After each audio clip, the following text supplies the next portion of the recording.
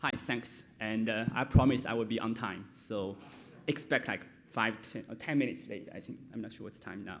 And so I'm Haojian. I'm going to present our paper, Peekaboo. So a hub-based approach to enable transparency in data processing within smart homes. This project is collaborated with Graham, David, Swarun, Yuvraj, and Jason. The initial idea of this project is from a discussion with Google Nest team. So the team wants to assure users that they only collect aggregated data, such as the daily average indoor temperature. But when you think about this problem, it's surprisingly hard to implement because the edge device, the communication, and the server are all black boxes. And the only solution to achieve this seems to open source the edge device. However, even if developers open source their software, who is going to read the source code and verify their program behavior? So in this talk, I will introduce our solution called Peekaboo towards this problem, and it explains the advantages and the limitations of our approach. So let me start with a simple example. So imagine that a smart TV developer wants to know how engaging the device is. They want to know how much time the user has spent on the TV in the past week. Most likely, today they will collect the whole table of users' video watching history to the cloud, run some computation there, and find the user spends 25 hours per week. But the issue is that while the data is just from TV, it may expose many unnecessary insights, such as, is the user at home? When do they watch TV? What are users' interests?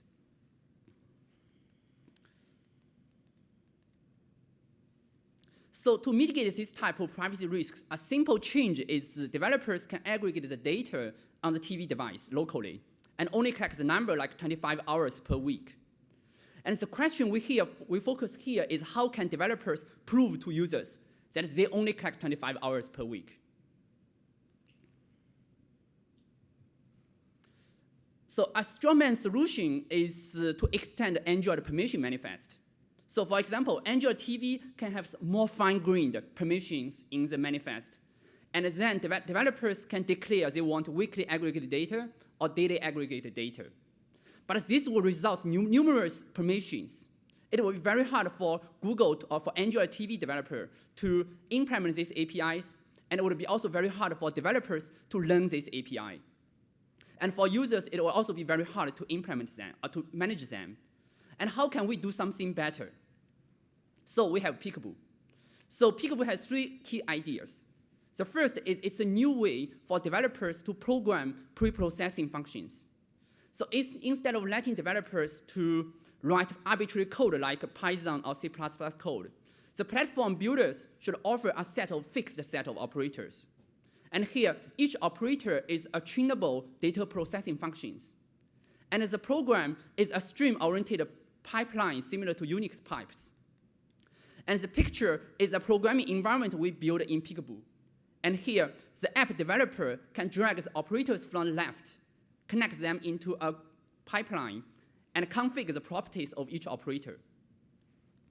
And second, the app developers can export the program as a text-based manifest. The text-based manifest describes how the app developer wants to collect users' data. The manifest here describes they want to measure device engagement. And here, the manifest pulls the data from the TV device each week, aggregates the data, and posts the results to the cloud. And finally, a trusted in-home hub will mediate between the edge devices and the cloud servers. The hub has a set of preloaded implementations. So when the hub loads the manifest, it maps all the operators to the specific implementation. And based on the operator properties, and then assemble a pre-processing pipeline based on the manifest.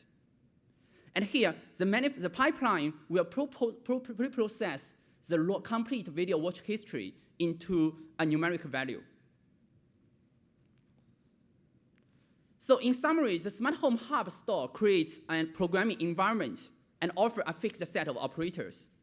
The app developer then creates a pre-processing pipeline by constructing a pipeline using these operators. And finally, the runtime will load the manifest and create the actual program.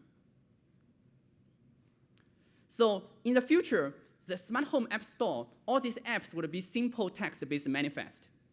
Once a user installs a new app, the hub will load a new manifest, create a pipeline based on between the edge device and the cloud. Note the hub device is a local device in your home. So it can be your future like Wi-Fi router. Through Peekaboo, the hub now became something, a new type of privacy firewall, and which will filter data based on the manifest declared by developers. So the design of Peekaboo is motivated by two insights. So first, app developers, they must declare intended data collection behavior in text-based manifest. So this leads to two fundamental differences between Peekaboo and a traditional firewall. First, it is a whitelist only system. This is feasible because the functionality of IoT devices are much simpler than PC or mobile phone. It's unnecessary for these IoT devices to have general purpose network access. Second, developers are involved in the process. Instead of letting the firewall to figure out which network request is legitimate or not, Peekaboo explicitly asks developers to declare why do they want to collect data and what data granularity they want. And the second insight is that most smart home applications, they do not really need raw data. We collect over 200 smart home ideas and analyze how these applications can be implemented in the real world. And indeed, among all these applications, less than a quarter of them really need raw data. For example, imagine if we want to have an application called Hello Visitor that you can install it on your video doorbell. The app wants to recognize the person in front of the video doorbell, but they only need the face image. Or if we want to use Alexa to compute the noise level, the device can do it without sending the data to the cloud. So here comes like a main difference between Peekaboo and a traditional firewall. Is Peekaboo does not simply allow or deny a traffic request. It also pre-processes the data to mitigate all the potential privacy risks. So for example, here, the hub can pre-process the complete video watch history into a numeric value. So to recap, there are two main differences between Peekaboo and a traditional firewall. The first, it allows whitelisted network requests declared by developers. And second, it pre-processes users' data to mitigate privacy risks. Now I will dive into the system to explain how system works. We assume that the edge devices will have some form of device API. We create a few device drivers to wrap up these device APIs and prepare them into a unified data model. There are 5 types of data streams in Peekaboo: video, image, audio, tabular, and scalar value. And the unique design of Peekaboo is that we only have a fixed set of operators. In total, we only have 16 operators. The operator idea is inspired by SQL database query language. When we think about this, a select operator in database, it just selects a row from a table. But if we zoom out, the idea of operators can be data agnostic. For example, we can also select a face from an image. For select, we always want to select some partial content from the raw data. The specific behavior of an operator is determined by the properties of the operator. For example, if the property of the select operator is low, the runtime will map the operator to the low selection implementation. Or if the property is face, the runtime will map it to the image cropping one. Although there might be multiple implementations of the same operator, but the input and output semantics would be consistent, because these semantics are determined by the verb itself. So using these operators to organize this implementation can make it much easier to analyze the program. So notice that the hub will not be a huge library of preloaded implementations. We only need some very simple and common standard pre-processing algorithms, such as face detection, tabular aggregation. And the philosophy here is these simple and basic pre-processing functions can improve privacy a lot. We only need to pre-process the data into less privacy-invasive format. We then build a system using like a set of hardware and software to test our design. We build a physical hub using Raspberry Pi and a Google USB TPU. We also build many smart home edge devices that are compatible to the Peekaboo protocol. And we use AWS to host our backend service.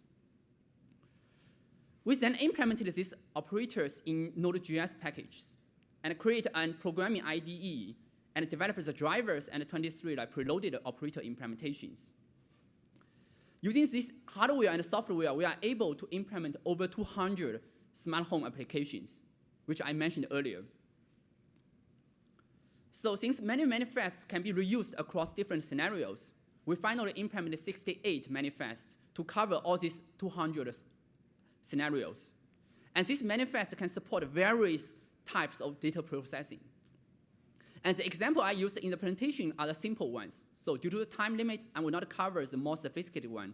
Please check them in our paper. Among all these scenarios, only 3, which is at the bottom, is that always in the raw data. And for this case, developers can simply connect the pull operator to a post operator. So although it does not really offer any data minimizations there, but it makes the data collection more transparent. We are using some lower-end hardware to build the whole prototype, but the system performance is sufficient to support a typical home. Our prototype can do 25 inference tasks per second, and can do 100 filtering tasks per second, and it introduces a latency between 1 millisecond to 80 milliseconds. And remember that we also mentioned a few like standard and common pre-processing algorithms can mitigate many privacy risks. We also run a few utility privacy trade-off examples. For example, if we insert a noisify operator for a speech assistant, and we can break the speaker recognition completely, while the speech recognition accuracy only dropped by 2%. And we also show the tools to developers and to see if they can learn the API and build the manifest quickly. We show developers a few example task descriptions and the programming environment and unit tests. All developers can learn the API quickly and spend like 6 to 15 minutes to author a manifest. Peekaboo offers a few important advantages which is not possible before. The first is now the manifest can enforce the data collection behavior. And developer can only collect the data they specified in the manifest. None of the algorithm or implementation will be proprietary, so the App Store can just make the manifest public to everyone. And this would make all the data collection behavior transparent, and while the device and the server would still be proprietary. Today, large players like Amazon or like Nest, Samsung, they can develop their own privacy features. But a big challenge is for these small developers. They have no resource to build all these privacy features. And what's worse is even if we push everyone to build the privacy features, it will be very hard for end users because they have to face all these distributed interfaces with inconsistent semantics. And the idea here is Peekaboo can approach this dilemma by offering a set of independent features through the hub itself. Since we only have a small set of operators, and each operator has predefined semantics, it will be much easier to analyze this manifest using some simple algorithms. For example, I developed a few heuristic-based methods to turn any manifest into a privacy nutrition label. But today, all these privacy nutrition labels, they are self-reported by developers. There is no way to enforce their behavior. But in Trust, the Peekaboo protocol allows us to generate all these privacy nutrition labels automatically, and they always reflect the actual data practice. Further, we can even make this privacy nutrition label dynamic and interactive by editing some of the fields. For example, one feature I built can modify the property of the inject operator and insert a noisify operator between the aggregate and the post duration. So by doing so, the app will only send like monthly aggregated data rather than weekly aggregated data. And now developers can get these privacy features for free because we only need to build this feature once. And users can manage their privacy in a centralized and unified manner.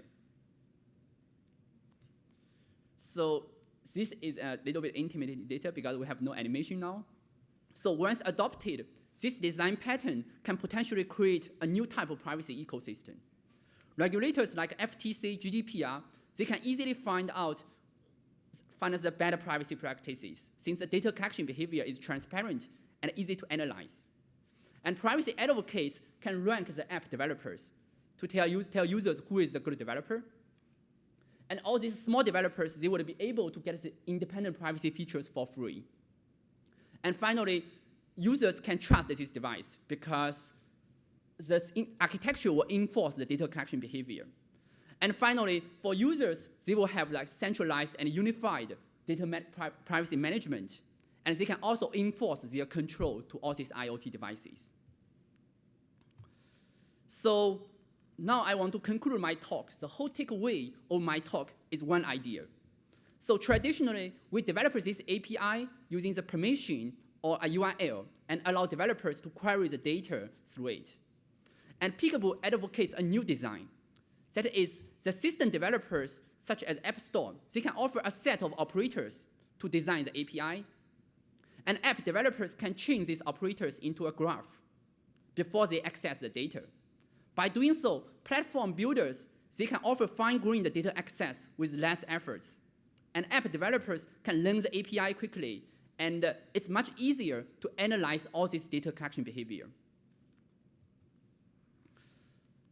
So to some extent, Peekaboo is a new type of domain-specific language architecture, where the manifest is a program, and the operators, they became the language, and the runtime is a compiler that simply assembles this preloaded implementation like Unix pipes. And there are two important implications of Peekaboo, which is the computation there needs to be repetitive, and we can abstract them into a fixed set of operators, and only have a few preloaded implementations.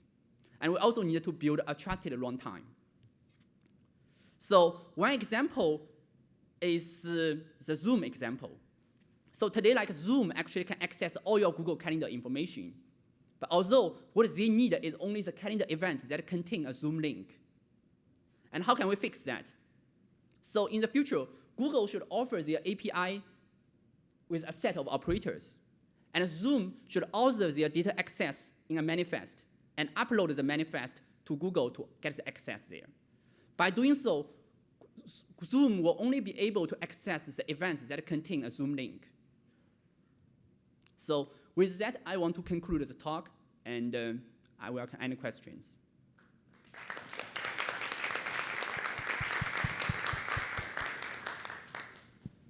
Thank you. Great talk. I was wondering, how would you go about backward compatibility? For example, a lot of apps that have already been built, would you expect developers to update their apps to support Peekaboo? Yes, that's, I would say currently we do not think too much about back compatibility at this moment, and that's why we are working with smart home first, because we do not have a smart home app store yet. So it's a good opportunity for us to do this.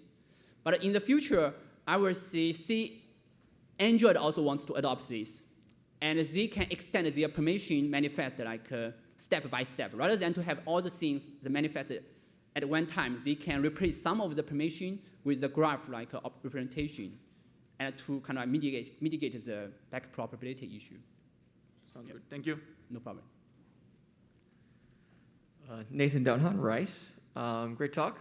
Really exciting. So my main concern is how you deal with unexpected events, right? So it's nice to think a whitelist is great. You get this cross product. The complexity here is going to be like somewhere in cubed or something, right? Yes. And so I'm wondering what you think is going to happen when you get a lot of interactions when you don't anticipate what's going on. Yes. So there do exist, like say someone really want to invent some innovative way to build an application. And for this type of application, so we will see like have this like the kind of like a backdoor approach. People just get the data and send forward the data to the cloud. So by doing so, there is no operator involved in this case. But the whole idea is like when we make all this data collection behavior transparent, so we can encourage people more to use this more fine-grained access rather than using this all-or-nothing API. Okay, Did so I answer my question? So I Did think I what answer- you're saying is you have a distributed tracing and monitoring layer that represents every object and then every different type of device, and then you would trace everything, Yes. and then that would go to some system that can then consolidate and say, oh, we've seen this many things, and now that we can use that to make our policies. Yes. And Okay. but the policy is for us is more like for people to specify these policies in operators. Okay, awesome. Yeah. Thank you so much. Hello, Yuvraj Chen from UW-Madison. Very interesting talk. So I have one question. So like, how do you derive the set of operators? Like, what kind of criteria did you choose to select the operators? I see. So you mean what type? So I would say, I guess operators are basically the semantics. You are talking about the preloaded implementations on the hub. Is my understanding? Oh, correct? yeah. Yeah. That's a very nice question. So there are a few criteria to select this like implement. But first is it's not really a static thing. People can dynamically add a new kind of like a preloaded implementation, just like Android like OS version. I see. But for the implementation to be placed on the hub, there are a few criteria. One is it needs to be non-proprietary. So for example, tabular aggregation is just a few lines of code. And the second is it should be common enough and which is commonly used by different applications. And the third one is it also need to be lightweight because the hub itself is local. They will not have like large computing powers. And so we have some lightweight computing on the hub. This will be able to handle all this pre-processing. And in our paper, we actually enumerated a table like of all these like pre-processing opportunities we explored in the system. Thank you very much.